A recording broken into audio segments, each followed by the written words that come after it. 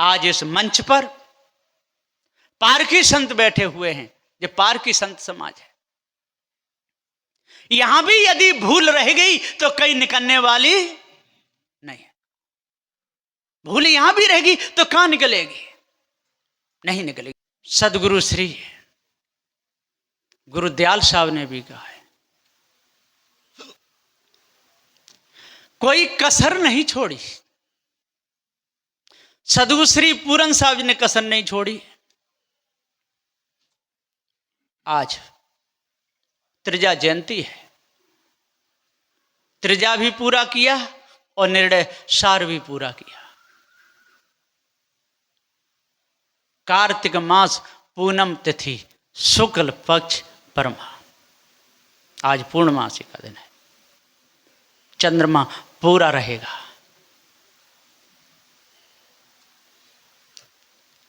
इसलिए आज अपना पूरा काम कर लो। 32 वर्ष की आयु में साहब जी पूरा काम कर गए, कोई कसर नहीं छोड़ी। फिर भी लोग ऐसे ऐसे क्या कहते हैं कि सदगुरु श्री कबीर साहब की उम्र कम थी,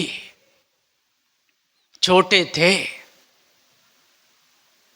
इसलिए लिखने में कुछ चूक हो गई और सारी बातें तो बता गए, लेकिन जीव को आत्मा नहीं कह पाए।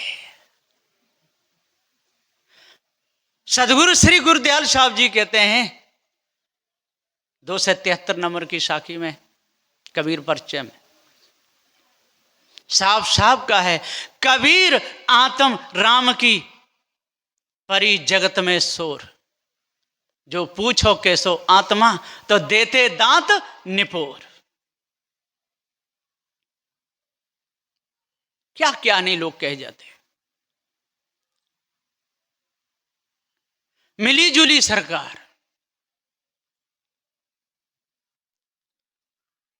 5 किलो मैदा, 1 किलो मावा मिलाकर के पेड़ा बनाते और क्या कहते हैं, प्योर खोवा, प्योर मावा की मिठाई है। क्या वो सत्य बोल रहे हैं? मिलावटी काम चल रहा है। तो ये सारे संसार में मिलावटी काम चल रहा है। एक पारक सिद्धांत ही ऐसा है कि इसमें मिलावटबाजी नहीं है। यदि पारक सिद्धांत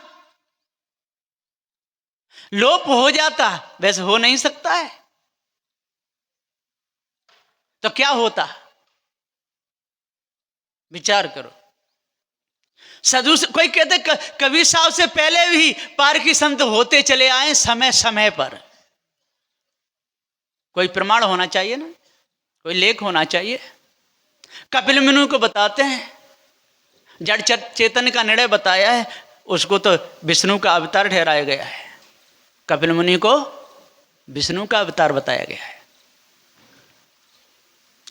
जब उनको विष्णु का अवतार बताया गया तो पारक सिद्धांत क्या? विष्णु को पारक सिद्धांत का ज्ञान था, ब्रह्मा को था, महादेव को था, सनक सनंदन सनातन संत कुमार को था, जैमिनी क्रांत गौतम शेष कपिल और व्यास को था। सब भटके हुए जो ऊंचे माने जाते हैं, श्रेष्ठ माने जाते हैं। सूर्यवायु अंगिरा अग्नि को था, लोहे के चिन्ह पर भक्ति करने वाले विश्वामित्र को था। क्या पूरा बोध होता, वासना मिट गई होती तो मेनका के पीछे लगता? बच्ची पैदा कर दी शकुंतला, दुष्यंत को ब्याही गई, बच्चा पैदा कर दिया भरत, नाम भारत देश बढ़ गया। कैसे कैसे हुए, बड़बड़े हुए। तो यहां पर यह दरबार सच्चा है। यहां बोल भी सकते हैं लोग, बहुत जगह बोलिए सच्चे दरबार की जय बोलते, ये सच्चा दरबार है, झूठ का नहीं।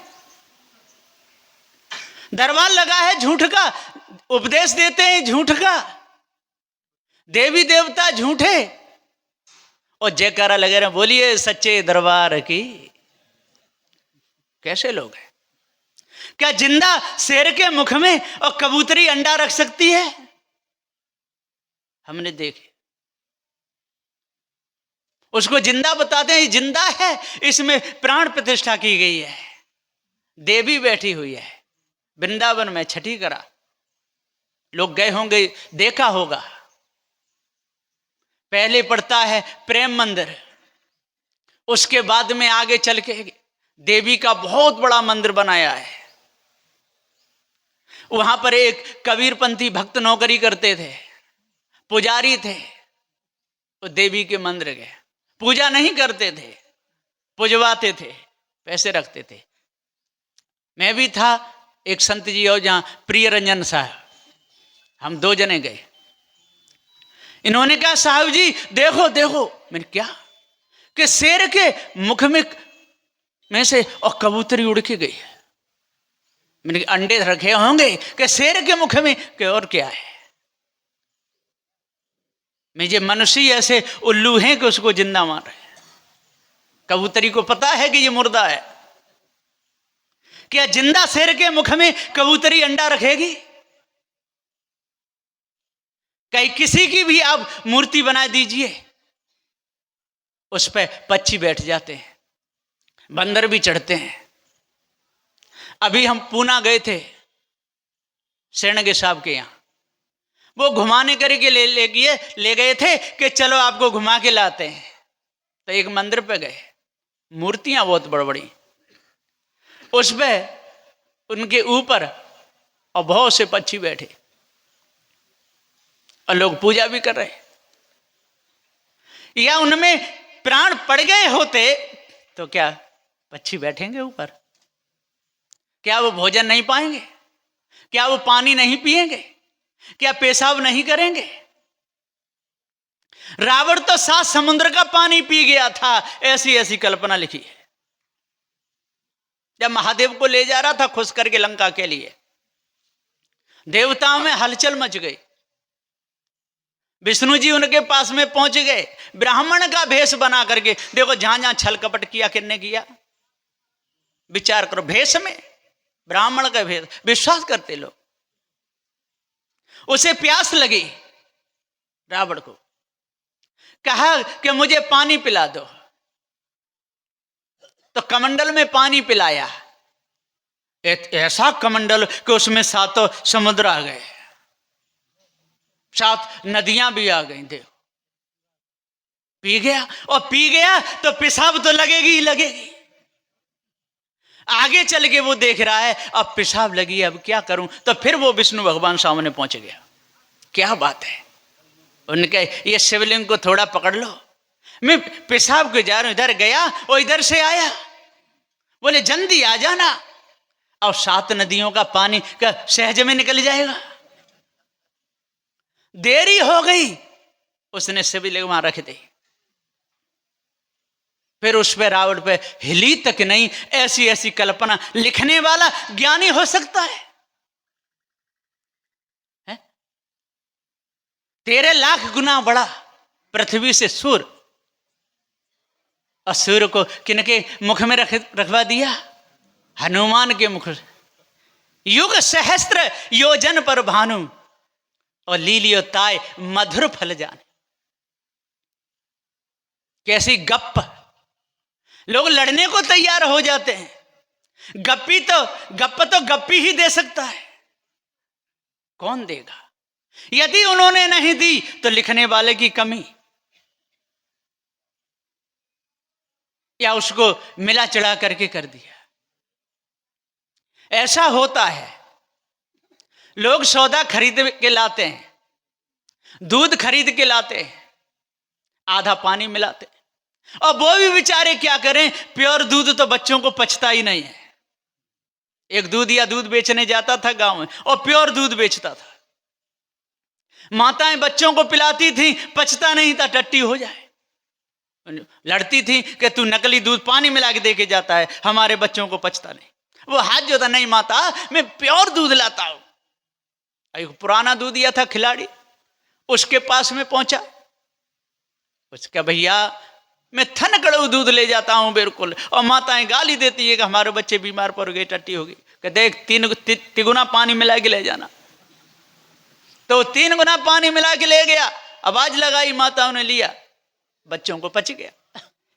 हाँ, ये दूध असली था, ऐसा दूध लाया कर। ऐसा संसार में है। मिलावटी बातें सबको अच्छी लगती हैं, सजावटी बातें सबको अच्छी लगती हैं, पर न्याय और निर्णय की बात किसी को अच्छी नहीं लगती। लोग रस समझ के और पेशाब पी जाते हैं। क्या फर्क नहीं मालूम पड़ेगा कि ये रस है कि पेशाब है? एक के खुजली बहुत होती थी, बहुत खुजाता था। उसकी घरवाली बोली, रोज बैठे बैठे खुजाते रहते हो, किसी डॉक्टर को चेक करा दो। गया वैद्य जी के पास, उन्होंने नवज देखी।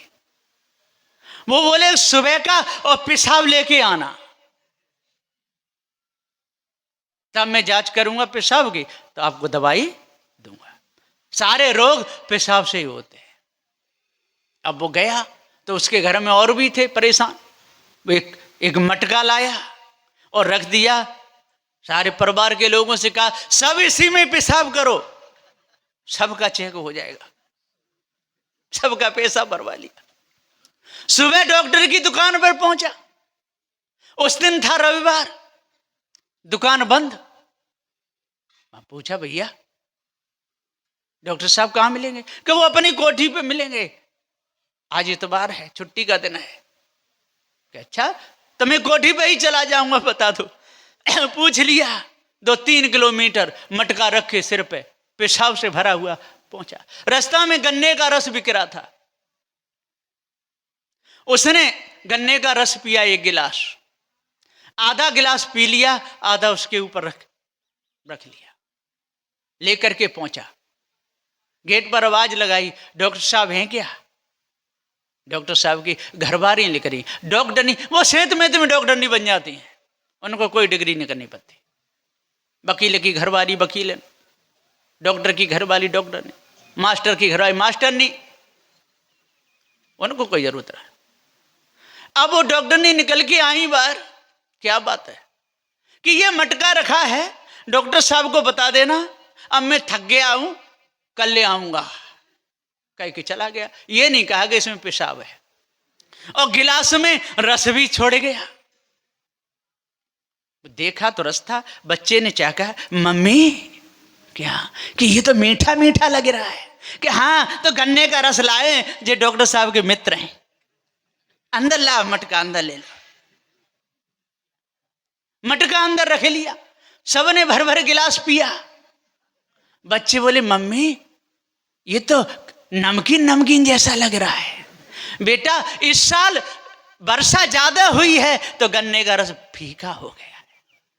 कोई बात नहीं, पी लो। आपके पिताजी के मित्र हैं। और डॉक्टर साहब आए कि आपके मित्र आए थे, 1 मटका भर करके रस भी लाए, हम सब ने तो पी लिया, आप भी पी लो। 1 लोटा भर के वो भी पी गए। चलो ठीक है, वर्षा ज्यादा हुई है इसलिए गन्ने का रस फीका हो गया है। सुबह जा करके उन्होंने अपनी ऑफिस खोली, वहां पहुंच गए अस्पताल में। वो आ गया, बहुत नाराज हुआ कि मैं 1 मटका पेशाब लाया और आप मिले नहीं इतवार के दिन। कि भैया छुट्टी रहती है। तो वो कहाँ है? कि आपके घर पे रखे आया था। मैंने ओह, उसे तो हम पी गए, अब क्या करना चाहिए? उसको पकड़ा, काशी में पहुंचे ब्राह्मण को पूछने के लिए, ऐसे ऐसे बात है, हम पेशाब पी गए, क्या होगा? कि 151 ब्राह्मण नोतने पड़ेंगे। 151, और उनको 151 भेंट भी देनी पड़ेगी। 5-5 मीटर कपड़ा देना पड़ेगा। घर में मंत्र शुद्ध मंत्र बोलेंगे तब घर पवित्र होगा और सबका मुख पवित्र हो जाएगा। अब वो आगे बैठे, लेकिन एक काम करना पड़ेगा, शुद्ध 1 मटका गऊ का पेशाब मंगाना पड़ेगा। अब वही फिर बुलाया, देख भैया पहले तो तेने पेशाब अपने घर का पिला दिया, लेकिन अब तू शुद्ध गऊ का पेशाब लाना, वो समझ गया कि शुद्ध बहू का पेशाब लाना। फिर लेकर के गया और पूरे गांव में कहा कि सब बहुएं पवित्र हो जाएंगी और बच्चे भी अच्छे होंगे, जी मटकाए अपना अपना पेशाब लेके इसी में डाल दे।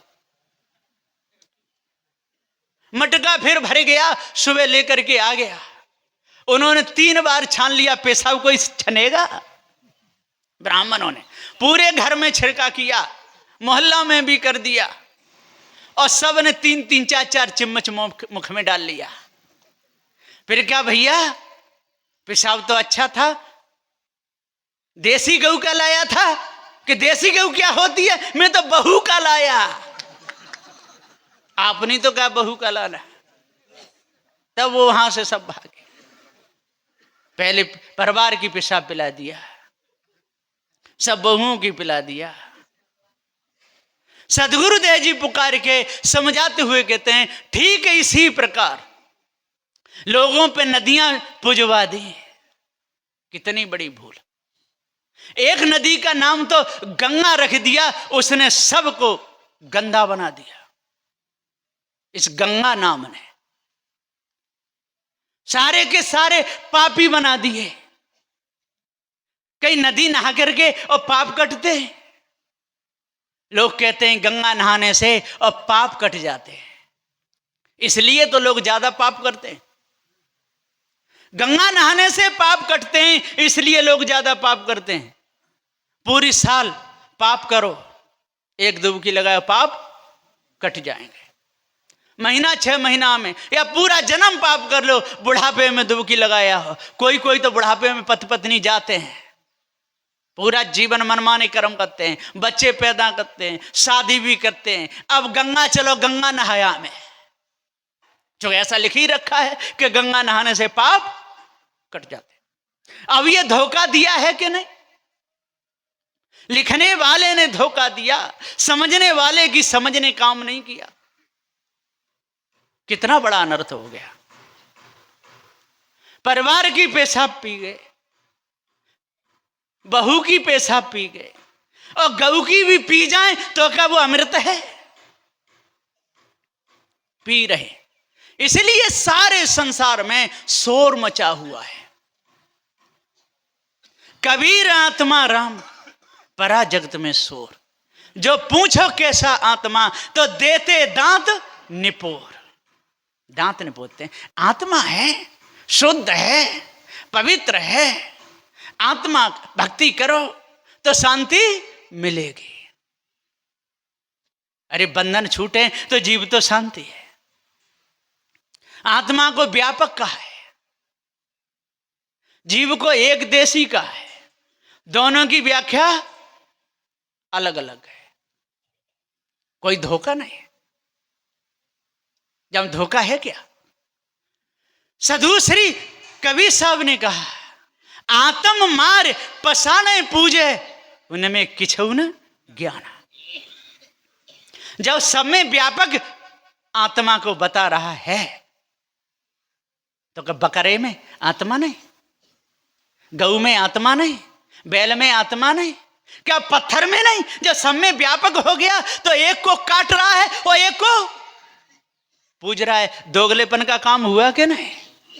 इसलिए इनका ज्ञान मिथ्या, जीव सत्य।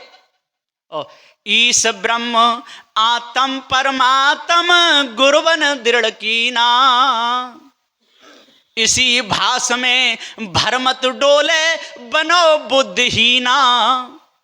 फंस के जड़ा ध्यास बंधन में मूर्ख गुरुपद नहीं चीन्हा। योग समाधि करे मुनीश्वर तालु जीव टिकाया हो। अनहद बाजे फूल कमल का तामे जीव लुभाया हो। योग समाधि कर रहे थे, तालु से जीव टिका रहे थे। खकार सड़ी हुई बलगम बदबूदार टपकती है, कहते अमृत पान कर रहे हैं, चाट रहे हैं।